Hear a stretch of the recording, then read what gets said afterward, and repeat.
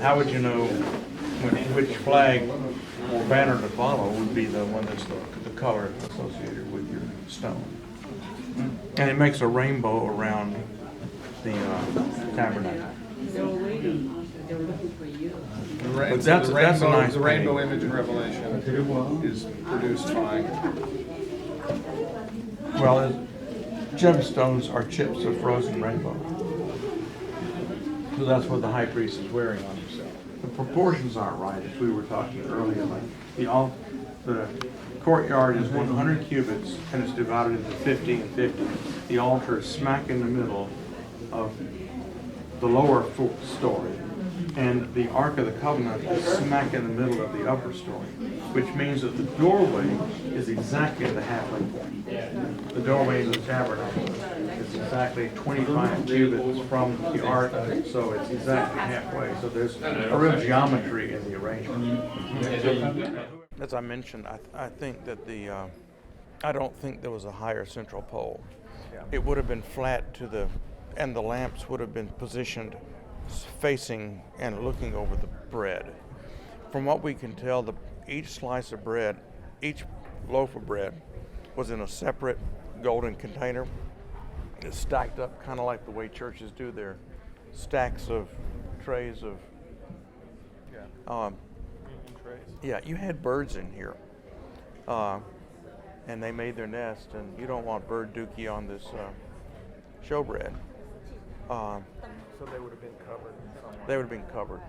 There's a covering at the top. There's some hints of that, but it's... And then on the relationship of the lamps and the showbread, that's the other thing, right? So you think the lamps would have been kind of having some kind of pointing more direct.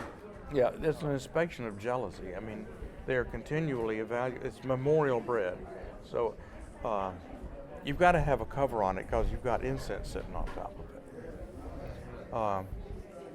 So there's this watching function the same way with the tribute offering, which is memorial bread and brought before God and so forth. Yeah. One important aspect of this that Vern Poythress points out is that central pole is the equivalent of these poles that are in this furniture. Sorry. And if you put that showbread table and hang it on that pole, and then you put that altar and put it at the level of that pole, and then you take the Ark of the Covenant, which has the poles at the bottom, and put it there, you've got stair steps. And the altar out in the courtyard is the beginning of a ladder to heaven. It's a hidden pyramid. So you're back with Jacob's ladder. Of course, the priest couldn't actually fly around in here, but they're dressed as angels and they don't have shoes. There are no shoes. What do you think of the coverings, colors? Well, in the first place, I think that I'm persuaded by Augustus Strong that first color, the cherubim embroidered veil, and they don't have cherubim on it. It was 4 cubits wide, and there was one strip that went along like a tapestry above the pole, and another strip that went along inside like a tapestry below the pole. And it went around the inside and the outside to make 70 cubits. So it didn't hang over the tabernacle on the outside. It went all the way around. Well, it went all the way around from the back out here, and then out the door, and then around, and then here, inside, back around there. Not the door itself was covered, but everything else. And that meant you have 2 ranks of angels in the firmament heavens and in the highest heavens, watching everything. But then you have About the green. the goat's hair. That is over the entire thing as a tent, and it's a complicated thing because there's one strand of it that's over the back part, and it divides at that middle part, and then one strand of it over here. And then the ram skin dyed red is just laying over the top of the whole thing.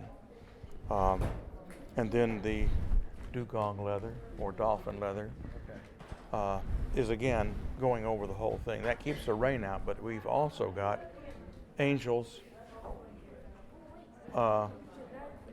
Levites, the goat's hair, Israel, the red Passover, and then the Gentiles.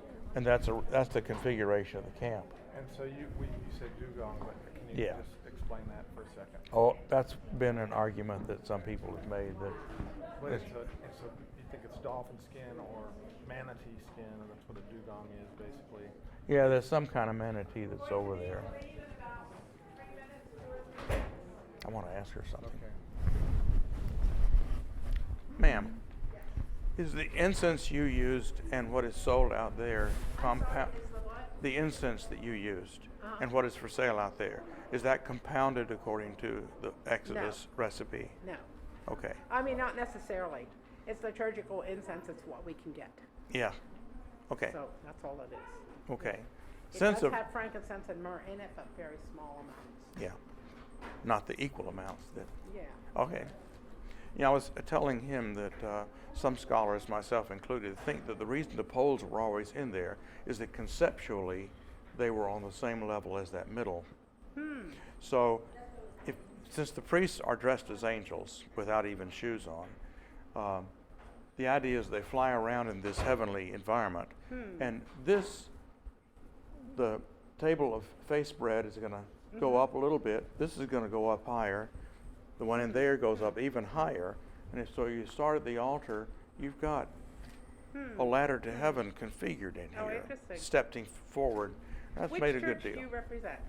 I'm a scholar from Birmingham working with the Theopolis Institute.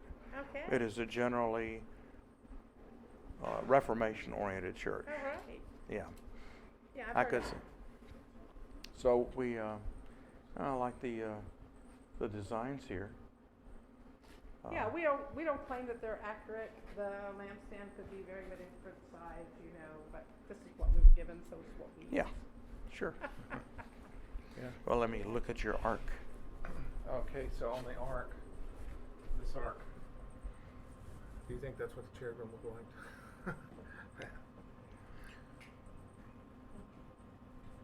No, I think they were looking down inside, but I think the wings went out on both sides. Mm-hmm.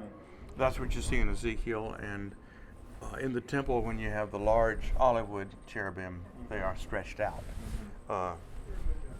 Whether they were lion cherubim or human cherubim, I don't know, but I suspect they were human-faced cherubim. So those are more like human-faced cherubim. Yeah, only if you had the wings going this way instead of both going that way. Okay. And then the Shekinah is enthroned upon the wings. Right. Well, we probably ought to get out since. Yeah, so we can look at the courtyard. I don't know for sure. Maybe the scholar knows. She's Cool. asking me if the Holy of Holies in the temple was larger. Do you know? Yes, than all the dimensions are doubled. bigger? It's 20 cubits by 20 cubits by 20 cubits, which makes it 8 times as big. And the wing spread reached from Yeah. all the wall. yeah, got 2 of them, and the wings were out like this, and that's called a chariot because if you look at the 2 angels that are on the ark itself, and then these 2 angels that are behind them, they are wheels, and it's like a parked chariot against a wall. If you pull it out like this, and it flies away, it's what you see in Ezekiel chapter 1. 4 cherubim, and their wings out forming the walls and whapping against each other to make a big sound. And this room was actually had windows in it, and that's how the little birds could come in. That human beings couldn't come in here and sing, but birds could.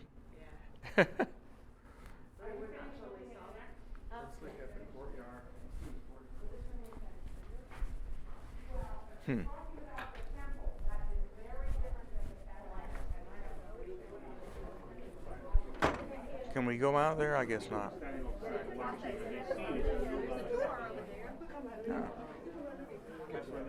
So maybe in your retirement you could come here and be a They don't want to remake this.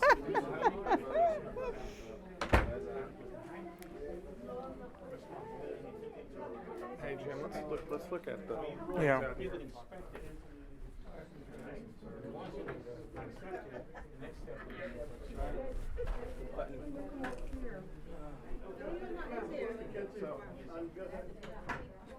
Yeah, I don't think that there was a ramp going up there. I imagine so. That may be too high. Well, we'd have to go out there and look. If it came up to about here on us, that would be right.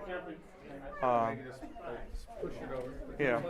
And we wouldn't be seeing much of the No. They wouldn't see much. And they have a ledge around it there. I don't think there was any ledge. There was just the grate that was in there and things that you could grab hold to pull the grate out. And then you could crawl under and scoop out. I mean, the altar eats the food and ashes are poop. And it's taken off to a clean place. How about the labor? Well, we don't know what the labor really looked like. I imagine it was somewhat larger than that because you needed a lot of water. You wash your hands to get the blood off your hands, and you wash your feet to get the earth off your feet. So you take care of trespass and uncleanness, those two things. Uncleanness on your feet, so you're still washing feet even at the Last Supper. And then if you've got blood on your hands, which the priests are going to do, you're going to wash that off. And then every sacrifice has got to be washed. So because we don't know the actual dimensions of it, things that are holy are always the things that God gives dimensions for. So we know that the Gibeonites were hewers of wood and drawers of water, and they kept all this supplied. They may have been the ones to constantly be putting water in and taking it out. And I think this was probably higher. But it is a pedestal format, right? Yeah, it's off the ground. It represents the firmament between heaven and earth, and the water above the firmament. Yeah, you've got to put water in it and then take it out. So you're duplicating what happens on the second day of creation. The firmament lifts water up, and then you can baptize down with it. So you want to be baptized with the heavenly ocean, not the earthly ocean. You want to be, yeah. Or the water that is clean in the Bible is always living water that's flowing into a well, or is off the ground like this. Let's look over here at the mural. This comment about the tribes. The mural. What's going on in the arrangement? Well, on this side to the east are the priests, and then on the other three sides are the other three groups of Levites, Kohathites, Merarites, and Gershonites. And then at a greater distance in blocks are the tribes. And that picture, that one right there, I think that's hanging there, gives you something of a better picture. I imagine that since each tribe has its own colored stone, their tents were probably of matching colors. So I like the way that looks. So they're not perfectly matching, but that Tabernacle at Night poster, which is a really nice color scheme, works out. Yeah. So you have in the book of Revelation, you've got those color scheme right around everything. And I imagine that how would you know which flag or banner to follow would be the one that's the color associated with your stone. And it makes a rainbow around the tabernacle. But that's a nice the painting. rainbow image in Revelation is produced by. Well, gemstones are chips of frozen rainbow. So that's what the high priest is wearing on himself. And not the ones with the flags. Oh, they've got that on the TV there too. It's a nice. The proportions aren't right, as we were talking earlier. The courtyard is 100 cubits, and it's divided into 50 and 50. The altar is smack in the middle of the lower story, and the Ark of the Covenant is smack in the middle of the upper story, which means that the doorway is exactly at the halfway point. The doorway into the tabernacle is exactly 25 cubits from the ark, so it's exactly halfway. So there's a real geometry in the arrangement. But whoever drew that didn't get that quite right. But Jenna said she was talking about the geometry. Go ahead. What is, why geometry? What's the need for so much architectural geometrical symmetry. stuff? Well, in nature there are no straight lines, squares, or circles. Everything is paisleys and Pythagorean commas in music, and nothing works out exactly right from our perspective. So anything that is square or circular has been imposed on the creation by a mind which would be the image of God or God himself.